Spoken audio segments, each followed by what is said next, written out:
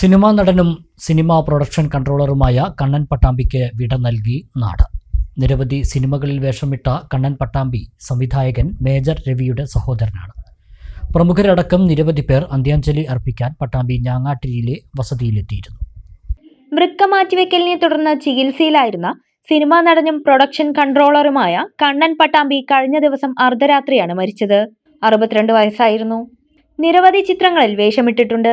പുലിമുരുകൻ, പുനരധിവാസം, അനന്തഭദ്രം, ഒടിയൻ, കീർത്തിചക്ര, വെട്ടം, കാണ്ഡഹാർ തുടങ്ങി ഒട്ടേറെ സിനിമകളിൽ വേഷമിട്ടു. പ്രൊഡക്ഷൻ കൺട്രോളറായും പ്രവർത്തിച്ചിരുന്നു. സിനിമാ സംവിധായകൻ മേജർ രവിയുടെ സഹോദരനാണ്. ഷാജി കൈലാസ്, VK പ്രകാശ്, സന്തോഷ് ശിവൻ ഉൾപ്പെടെയുള്ള സംവിധായകരുടെ കൂടെ ചിത്രങ്ങളിൽ നിർമ്മാണ നിർവഹണ രംഗത്തും പ്രവർത്തിച്ചിട്ടുണ്ട്.